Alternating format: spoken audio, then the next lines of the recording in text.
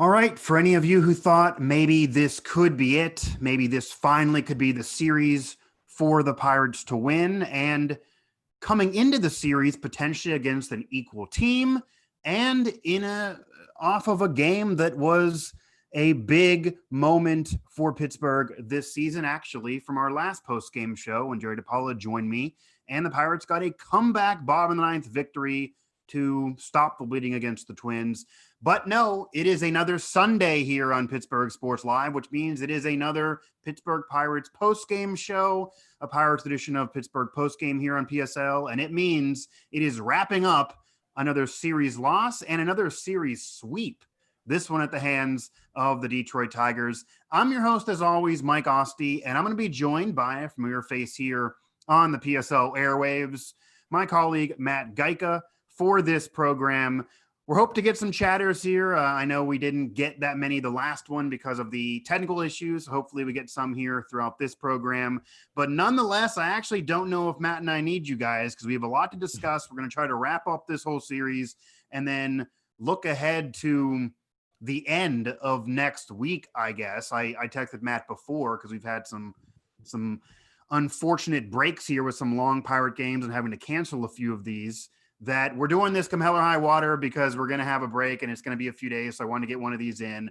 But the Pirates lose. They lose 2-1 through 9 against the Tigers. They stave off extra innings thanks to one of my favorite players all time, but certainly my favorite player today. And that is Miguel Cabrera, the future Hall of Famer, knocking one home in the 8th. The Pirates lose 2-1. They're now 3-13 on the year.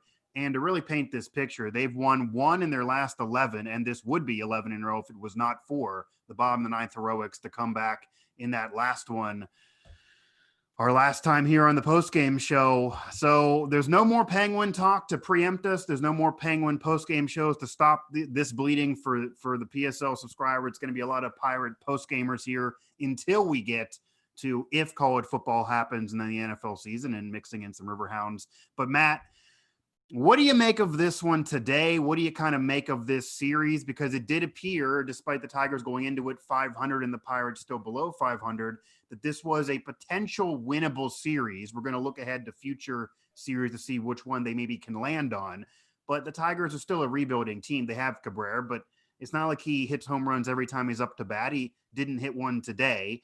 And yet, not only do they not win the series, they have some entertaining games, but they basically get themselves, they get it handed to them. The offense wakes up and then the pitching staff basically goes to sleep. So 3-13 as we close another week.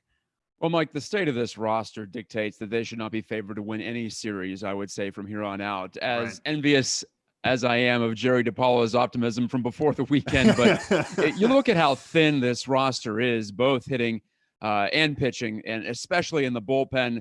What a recipe for disaster on Friday to dig into the bullpen at the start of a series the way they had to do. And big credit to the offense, right? Because you saw guys like Phillip Evans really come through. A lot of people came through in that 17-13 loss on Friday night on the offensive side of things.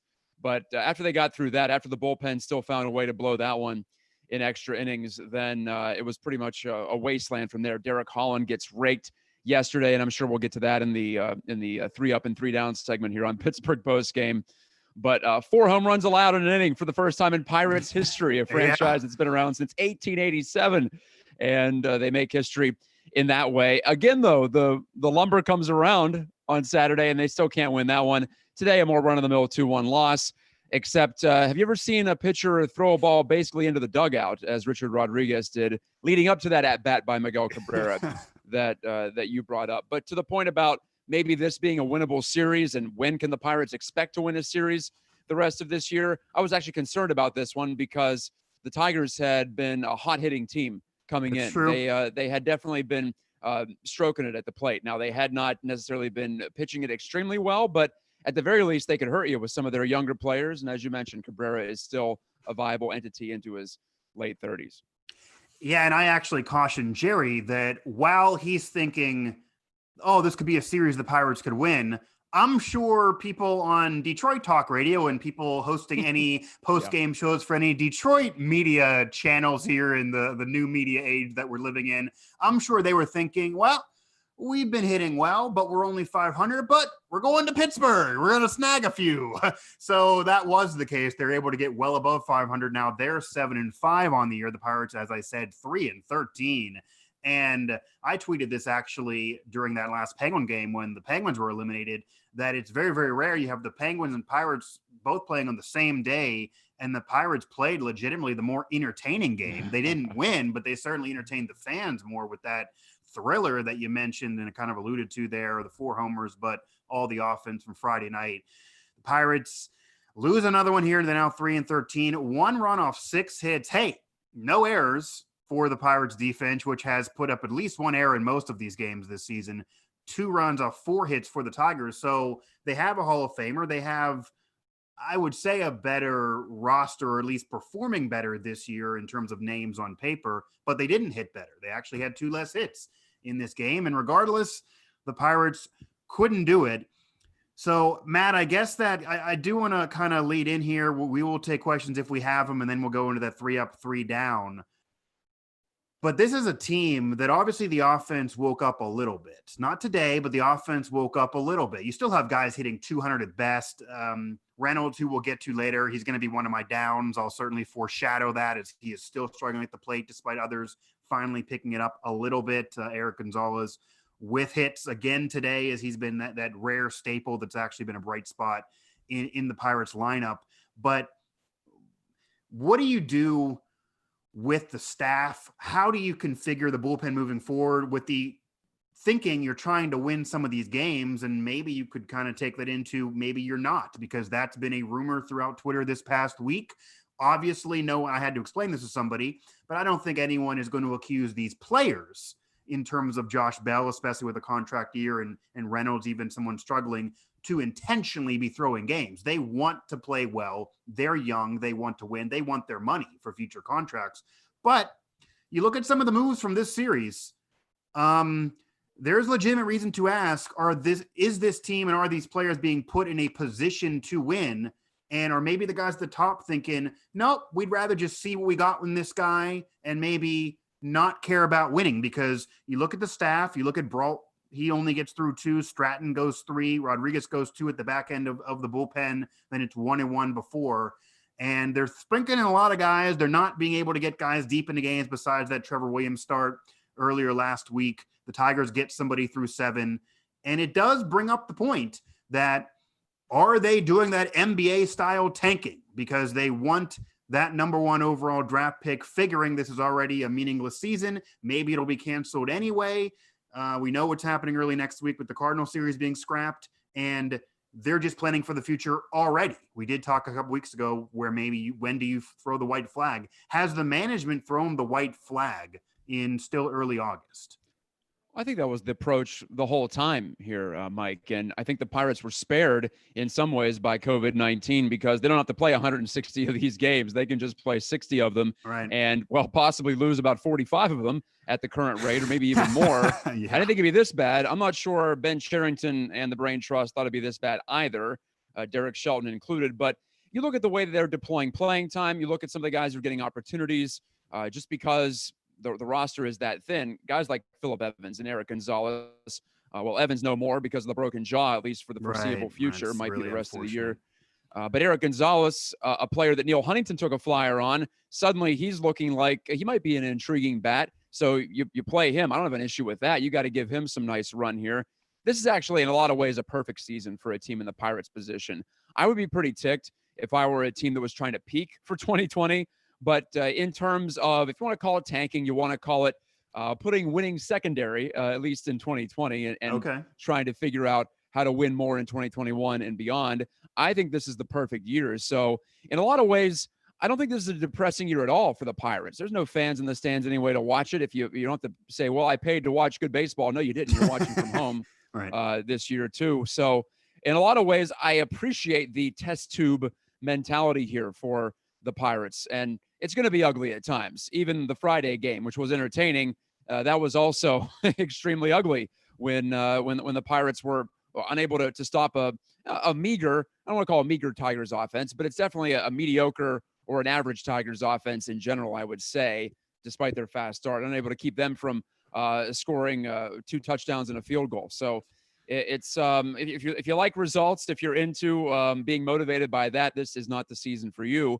But to your point about individual performances, yeah, of course these guys are motivated. There's basically no one there working on a long-term contract at this moment. A player like Josh Bell, who proved a good bit last year, still has plenty to prove, in my view, in terms of long-term viability as a middle-of-the-order hitter. Same deal for Brian Reynolds. He's fallen a bit short or a lot short so far this year. So you give chances to other guys. Adam Frazier could still afford to give himself more of a track record here.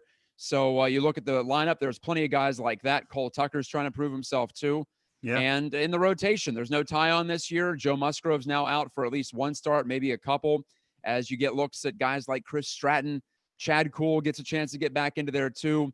The bullpen has been completely decimated. I don't even know. Maybe someone down there can come up with something that's intriguing. I highly doubt it with the motley crew they have in relief at the moment. So this is a year of experimentation. I think you've seen it with Derek Shelton. He's not exactly trying to squeeze every win and every bit of performance out of this roster team-wise, even as they're giving opportunities to some players who haven't really shown much in the major leagues. Yeah, again, another Pirates edition here of the postgame show on Pittsburgh Sports Live. That's Matt Gajtka. I'm your host, Mike Asti. Pirates losing to Detroit as they get swept and lose yet another series. They've yet to win one of those throughout the season, and we'll get to later. You can kind of get your thinking heads on maybe while you're watching and see if we're right or not, and maybe we'll play this back weeks from now, because that's probably when it'll be if and when the Pirates, and it's an if because it's a reduced season, so if and when the Pirates win a series. 2-1 loss to Detroit, 1 run off 6 hits for Pittsburgh in that offense, which was there games 1 and 2, but not there today, Sunday. I don't know if they wanted to get to the pool and golf course and kind of scrap the weekend, but not there today. And I think when you talk about, do you not mind losing or are you intentionally tanking? Yeah, it was annoying that I had to explain that to somebody in my tweets, that the players are not intentionally trying to lose these games. That would just make no sense. If they were, then that's just stupid. But when you have Del Pozo and coming in late in the game, that's close, about to go to extras, he throws up, I think he allowed 3 in an inning. And then you get sent down less than 24 hours later. That's where you scratch your head, and that's where those conversations are going to be brought up. I do actually see we have some chatters here, which I was concerned here as we get through a Pirates season, still 3 and now 13 as we're speaking. And it's our number one. I don't want to say number one, but he's one of our favorite subscribers here on Pittsburgh Sports Live, and that's David Grumley. Makes no sense to keep Dyson, Holland, Kella. Hate to sound like a broken record. So he's just throwing that out there yet again. He's sick of those guys. Any thoughts? Yeah, I would agree that once we get beyond a certain point, I think we're already past that certain point at 3 and 13. You just continue to throw out the young players and the guys who have an ability to show some upside. And nothing against Gerard Dyson. I think he fit better in a 162-game season as opposed to a 60-game sprint here. What are we going to get from him in terms of the future? He's not going to be on the next winning Pirates team. So, yeah, he shouldn't be playing. Derek Holland as well. I saw someone on Twitter put it out there that Derek Holland really earned the respect of the clubhouse yesterday by going 5 or 6 innings after he was completely crushed in the first. I mean, yeah, but what's the point? He's not going to be on this team either. So it's not like we're building anything here. When you talk about a winning culture, that comment certainly made me look askance at my mobile device last night. Who cares, right? Yeah. It doesn't really matter. So, yeah, I'm all on board. In fact, this is just like 2010 for me. You'll recall the Pirates lost 105 games, I want to say. Bad year. That season, maybe it was 107. It was the final year of the John Russell era. I'm not comparing Derek Shelton to John Russell. That, of course, was Russell's, I believe, 3rd and final season. This the first year of Shelton's stead over the team. That's the only thing I think is unfair, because I am seeing a lot of criticism for Shelton already on social media, which makes sense when you're having such a miserable start to a season. And I don't want to give any professional the excuse of COVID, but it is out there. This has been a weird offseason. He's a rookie manager. We've talked about this before. when I actually guessed it for you hosting one of these, that you do have to, if you're going to cut anybody slack involved with this organization, you do have to cut him some slack. He's a rookie manager. You have to know there's growing pains when you bring him aboard. It's hard, and he's just taking leadership from the top in terms of if they really are quote unquote tanking.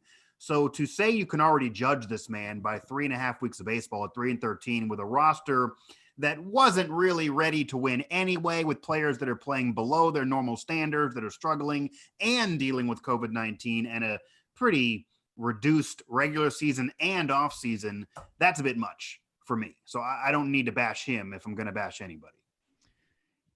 Do I have problems with some of the moves that he's made, particularly in extra innings? Right. I suppose if you're trying to squeeze everyone out of this group, then yeah. And hey, if they had gotten off to a better start, if they'd have been a little more decent in the first couple of weeks, then you could say, well, it does benefit you to at least give these guys some higher pressure innings and at bats. Sure. In terms of preparation for the future, because a lot of these guys haven't experienced a true race for the playoffs. I guess some of the players who were around in 2018 when they got hot in the midseason portion of the schedule, leading to the Chris Archer trade, which in a lot of ways got us to where we are today. Right. But neither here nor there. That was actually and he's not even season. Here. they were playing some pretty significant ball games in August, at least. And now we're only 2.5 weeks in here, whatever it is. And the season's already over in terms of trying to play for any kind of postseason spot. So the trade deadline, Mike, it's worth reminding, is August 31st. So, yeah, Holland, Kella, Dyson, these guys should all be on the block. They should all be out of here if there's any value to be gotten for them. I'm not sure there necessarily is, especially in the case of Holland, who is a reclamation scrap heap type of a guy at this point. Draw Dyson, give you some defense and base running, and I think could be a nice role player for a team in the postseason. Keone Kella, I think, still has a lot left, too. So those two guys for sure have some value to offer. So that's what Ben Cherington should be all about right now. I don't have to tell him how to do his job, but that would be my reinforcement and my suggestion at this point. I'd imagine that's in his mind as well. I can't imagine that a guy who's been around the block, he has won a championship, building a championship team, granted in different circumstances with Boston, but I'm sure that's in his mind as well. And if there's any player that is going to earn respect of the clubhouse as a starter for going deep in a game to this point, it's really only happened once, and it's Trevor Williams. He threw those 7 up there. They didn't win that game. But if there's any starter that at any given day can go into a room who's probably going to be here for the future and can say, I'm now a leader, I'm going to give you 6-7 innings, even if we don't win, this is how you do it as a starter. That's the only example that can be played in terms of anybody's iPad or any screen that they want to show for this team on what to do. And Musgrove's had some decent outings, to be fair to him as well, but he's taking a little bit of a respite. Matt Gajtka, Mike Asti here, Pittsburgh Sports Line. Pirates lose. They get swept. That's another series loss to the Detroit Tigers this time. 2-1, the final here on this Sunday afternoon. And Matt, we're going to now move into that 3-up, 3-down. I already alluded to this, so I'll give you one here and let you handle things. But as the guest for the show, but Eric Gonzalez to me is an up for sure. He's at least contributing offensively. He's having quality at bats, able to get on base today. Most of the key contributors have been struggling throughout most of the season, and they turned it on Friday and Saturday, but then slept through Sunday again. He's somebody that I want to see more playing time for as well. But regardless if he has a big game or not, I'm not going to expect 4 RBI games from him. But if he gets a hit or two and scores a run, and he's showing that he's having fun out there, then just keep on playing this man. There's really no reason that I can see that he doesn't play unless he's hurt to this point. But what about the rest of things? 3-up, 3-down. Well, Eric Gonzalez was, I mentioned, signed out of the Indians organization by Neil Huntington, and with hype about the bat. It wasn't necessarily all about the defense. Huntington believed that he could put the bat on the ball and drive the ball to the wall and maybe even over the wall. Mm-hmm. And it didn't show up in his first year as a Bucko, and he got hurt too. But looking at some of these StatCast numbers, it's amazing to look at. We're talking about a 5-mile-per-hour increase in his average exit velocity. His launch angle is way up, too, from 4.5 last year, which is basically a line drive, to 13.3, which is where you can do some serious damage. He's hitting 41% of his batted balls off the sweet spot after under 30 last year. There's a stat called barrels, too, that registers pure contact, basically. And he's up. He's got, 13% barrel contact this year compared to 3% last year. So the numbers he's putting up, and you can watch him too. If you're just eyeballing it, you see that he's swinging it better. He's hitting it better. He's showing better plate discipline. He's laying off the first pitch a lot more.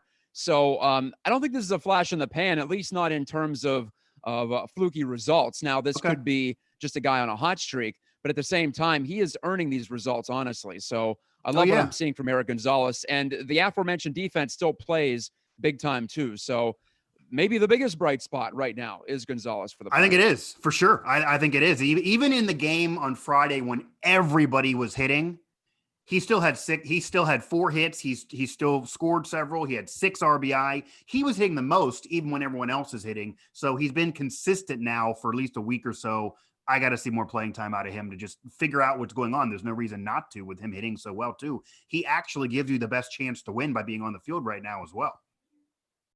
Yeah, I'm all in favor of playing him. I was in favor of giving Phillip Evans more of a look, but of course, well, that could be a positive and a negative here. It could be an up and a down. I think that's a down for the series. In terms of that. Yeah. So I guess we could call that our first down, right?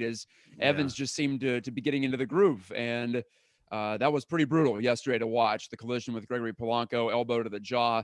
So in that way, I suppose more opportunity for other guys in the lineup, which is a positive this season. But for him, a player I had never even really heard of, I maybe heard his name in terms of invites to spring training and that sort of thing. But I didn't think we'd be seeing him get any playing time for the Pirates in 2020, and there he was. So I give him kudos, but also he has my sympathies for the bad break, literally bad break. Right. Yeah, and in terms of any other ups for you? Well, yeah, ups. Well, I think just generally speaking, it was good to see Stephen Brault rebound, and also Chris Stratton. Stratton's mildly interesting. I think he's more of a long reliever than a starter, but with Joe Musgrove going out, I was wondering how they're going to piece this together with Brault coming off a disaster on Friday. So that was it's like a combined. It's almost like a combined quality start in a way. Yeah. Yeah, it was. For me, I thought it was going to be a situation where we're going to look at another blowout and it's over after 5 innings. But to Brault's credit, to Stratton's credit, especially Brault, because he's had enough bad results in the big leagues that he could easily get down. But I appreciate his pluck and his competitiveness. His stuff doesn't blow you away, right? He has to sequence it perfectly. He has to locate it almost perfectly as well. So kudos to him and John Ryan Murphy for getting that right today, getting the combinations in the proper spot. He's always been someone that I appreciated because it takes craftsmanship to pitch like he does without overwhelming stuff in an era when it seems like almost everybody coming up out of the minors has overwhelming stuff, or at least compared to the previous era, it's overwhelming. So Brault is that stereotypical crafty lefty. I think he puts the truth in that cliche. And I like watching those types of pitchers just as much as I like watching the guys who can blow you away. Yeah. So that's, I believe, 2 ups. We have the one down with Evans. Speaking for the series, obviously it's easier to find some ups in this series than it would be just for today's game. So either way, but we need one more up and 2 more downs. Well, Mike, my final up is the fact the Pirates get a break at 3-13. Yeah. They could use a blow to use the baseball parlance, and they're gonna probably get in a couple of workouts here. But not having to travel as well to St. Louis, and they can just go to Cincinnati on Thursday, refresh. That's a much shorter trip. I think that'll do well for everybody's psyches. They're taking a beat down right now. As easy as it is for us to talk about tanking and who cares how many you win and trying to get the first overall pick, which who knows with the lottery, if there is going to be a lottery, if there's going to be something different next year as compared to the usual straight reverse standing system for baseball's draft. Especially if we don't get through the season. Then we don't know that. Yeah, exactly. That's certainly up in the air. Right. But as easy as it is for us to just sit here and pontificate about it and be so removed from it emotionally, these losses sting. And I know that we're about a third of the way through the season. We're getting closer to it, but it's still a long way to go. And there's still plenty of L's ahead for this group. So I just think getting a breather is a definite up. Yeah. And I said this before the game, and I'll say it now, that I think, and as poor of the circumstances as they are, as unfortunate as the reasoning behind this break, the break is coming at a really opportune time for this Pirates team because they were riding high after the comeback victory. Finally having that comeback actually have the fruits of those that labor finally come to roost in that win against Minnesota after so many attempts at coming back late in these games and having it not work. And then you go into this series. I mean, it's not like Miggy explodes. It's still an average team. And you explode a little bit offensively, and then you still get swept. And then you close it out with a game like this where your bats who were getting hot once again are quieted. And the Evans injury, everything going on, I think it's a great time, if there is one, for this Pirates franchise, this fan base. I think these players in particular who, of course, are taking these losses hard, maybe not even having fun. They probably secretly are hoping the season does get canceled. That you hate to see for any ball player to be rooting for that. So I think this is a great opportunity to have a closer travel, FaceTime with your family a little bit, talk to your kids, maybe remove yourself from baseball for 3 days and then go try it again. And it's almost one of those times where the manager can say that was quarter. The NFL coaches do this a lot, NFL head coaches. That was quarter one. We sucked. Here's quarter two. We're giving it a 0-0 record from this point on. It's not literally the case, but at least helping to motivate this club a little bit. And I will say people hosting Pirates postgame shows may also not mind a little bit of a break because I've been trekking through most of these during while you and Dan were handling the pen. So, yeah, I think this break does come at a perfect time. And then we got to round it out here. So that was our last up. What are your two more downs? I mean, obviously the Evans injury is a big down. We can always talk about the staff not being enough. We can always talk about the offense being quieted, although they were better this series than others. And we will get to looking ahead to when that first series victory could be. It was obviously not this weekend, but any two downs that are different than, I guess, what we've expressed on postgame shows to this point, or is it still the same old story? Well, I never thought, Mike, that Derek Holland fit with this team anyway. And if he's going to come out and perform like this, then he's not even worth anything on the trade market. 8.27 ERA now for the 33-year-old who's been getting passed around at this point. 15 runs allowed, 19 hits allowed in 16 innings. Never a good thing when all those numbers are about the same. He's gotten about a strikeout per inning, which is nice, but he is earning every bit of this bad performance so far. His FIP, fielding independent pitching, 7.07, not quite as bad as 8.27, but right up there. So if you're bad and you're a veteran, that's two strikes against you. That's too many strikes against you on a team like the Pirates. So I don't care really if you talk about intangibles, you talk about someone to maybe lead the staff. You can definitely dump him and plug in a guy like Chad Kuhl. I understand you want to watch Chad Kuhl's innings, but I'm looking forward to seeing more from him, from JT Brubaker as well. He's an intriguing player. So Derek Holland is my definite down, and perhaps that would be the most explosive moment of his Pirates career, and it's explosive in all the wrong ways on Saturday afternoon. Yeah, to say the least. One more down. Do you have another one? Yeah, I can certainly. I'm sure you can keep on going. Yeah. We're just looking at today's game, and I touched on it at the start, but the Richard Rodriguez situation, he pitched well otherwise, but to catch your cleat on the mound, throw the ball into the dugout, either way, it was going to be a balk if he held on to it. It was going to be a wild pitch if he didn't. So I suppose that's just a fitting way to end what might be the most depressing series of the year. Coming off that walk-off win, as you mentioned, against the Twins on Thursday afternoon. They came from behind. Kevin Newman, hopefully a piece for their future in some way, gets the big hit to clinch it. But now we go into this upcoming break off of 3 consecutive losses, and you see Richard Rodriguez, one of the bullpen pitchers that I had some confidence in coming into the season, despite a down year last year. Yeah. He has done it here in the majors. Maybe not quite as much as you might like, but to have that sort of a really weird scenario occur there, a strange mistake, but a mistake nonetheless. That's just the kind of thing that happens to a team that's losing at the borderline historic clip that the Pirates are right now.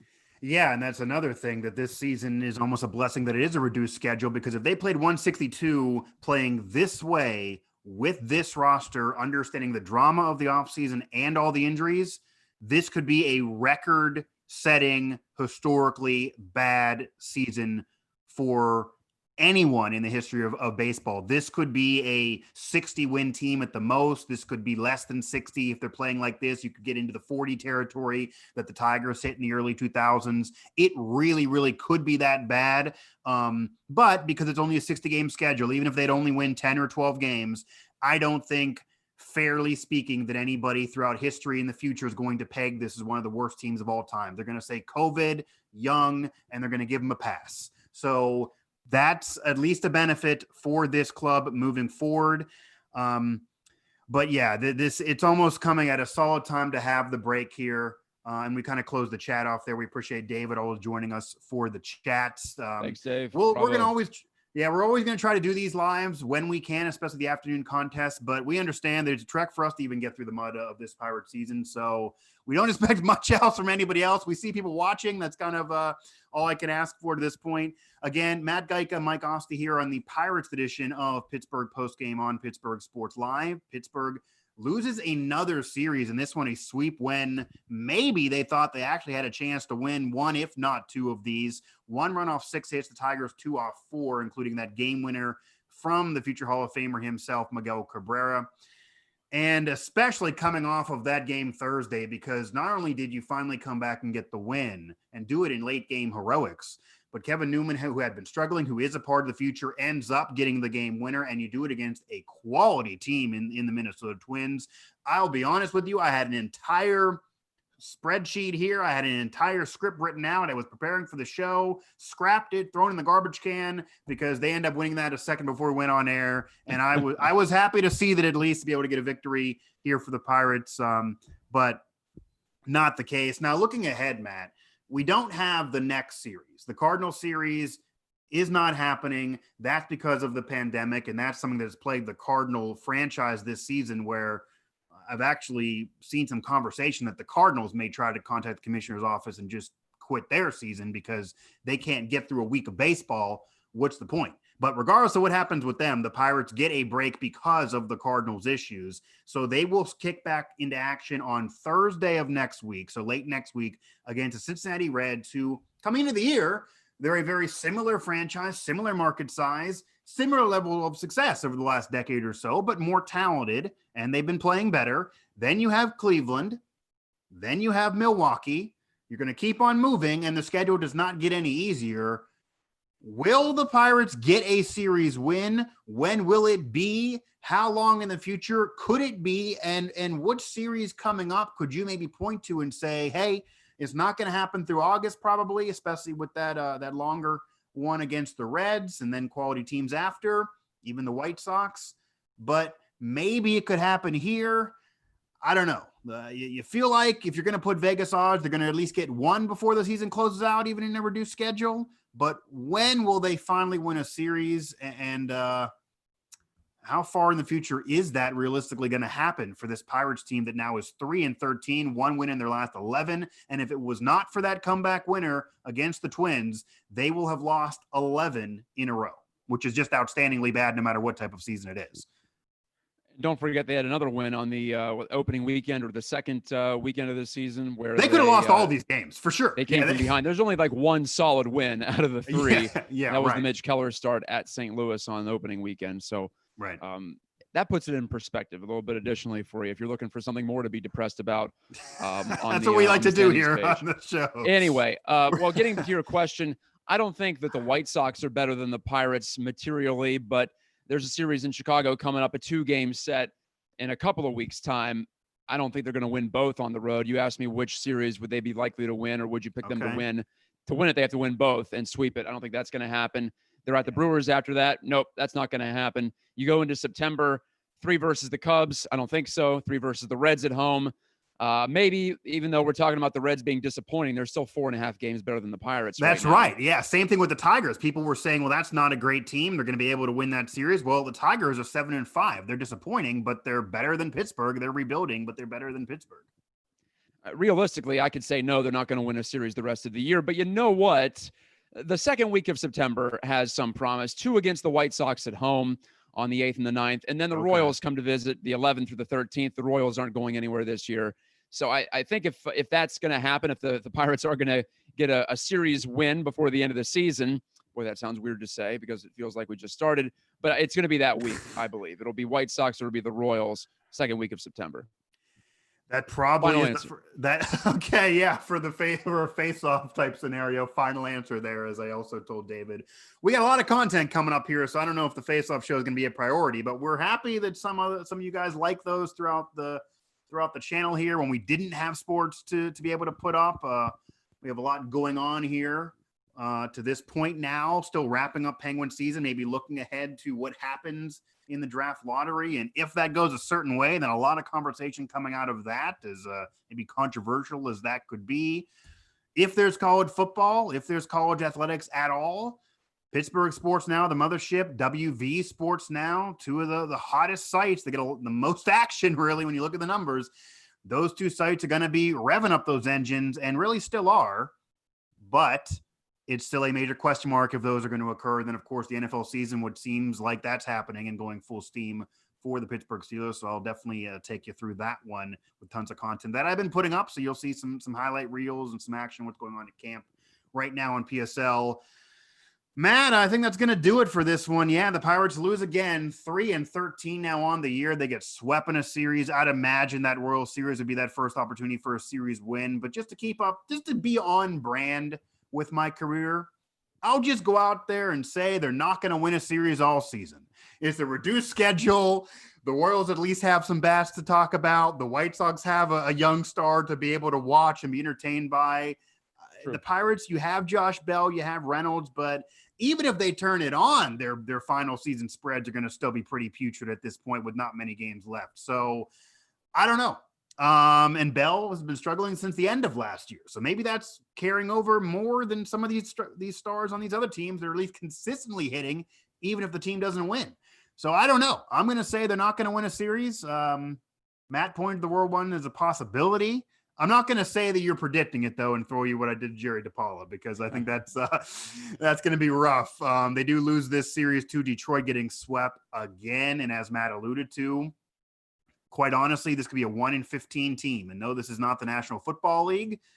1-15 here in an early trek of a baseball season is that embarrassing, even in a reduced schedule. They're 3-13, though. They lose this one 2-1, one run off 6 hits for the Pirates. It was bad again. The series was bad, but it was at least more entertaining than it's been. That was Matt Gajtka. I'm your host here, as always, Mike Asti. Make sure to click subscribe here, bottom of the video, down there, the subscribe bell. It's pretty easy. You just click the button. You get notifications when these videos pop up on the channel, whether it be a pre-recorded video, whether it be any highlights of anything, whether it be pre or post game shows, whether it be talk shows of mine, anything, whether it be live or just uploaded, you'll get a notification if you subscribe. If you don't subscribe, you're going to have to follow one of us on Twitter. You're going to have to figure it out a different way. And if you don't want to follow any of us, but you want to see the content, because we know those people exist out there, just click subscribe down there. It is free to do so, and it helps us keep the content to you and pay the bills here, even if we're dealing with home studios. Make sure to hit us up all throughout the Now Network, Pittsburgh Sports Now, Steelers Now, WV Sports Now, to name a few. Of course, Pittsburgh Hockey Now, Pittsburgh Soccer Now, and even Matt's Now, Pittsburgh Golf Now.com and PGHSportsLive.com for the website of this very channel. Also find us at PGH Sports Live on Twitter. Again, the Pirates get swept. The brooms are broken out. Miggy, can't you see? I'm a host who's very happy that you're back to hypnotize the Pirates and landed with a win that didn't take us to extras, but nonetheless, it swept Pittsburgh, and Pittsburgh is now a baseball team at 3-13. Yeah, it is really that bad, but we will see as we're going to keep on moving throughout the rest of the season. And maybe there can be some hope for some entertaining baseball that you got in the beginning of this series, even if not necessarily that leads to winning baseball.